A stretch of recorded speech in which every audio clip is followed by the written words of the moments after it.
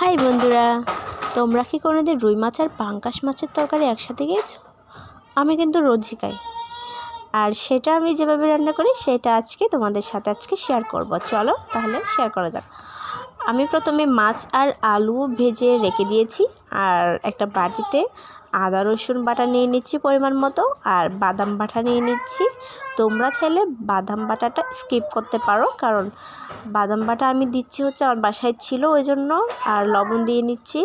আর আমি আজকে তরকারিটা পেঁয়াজ ছাড়া রান্না করব, কারণ আমার ঘরে আজকে একটাও পেঁয়াজ ছিল না, আমার একদম খেয়াল ছিল না, তাই পেঁয়াজ ছাড়াই আজকে তরকারিটা রান্না করে দেখি কেমন হয়।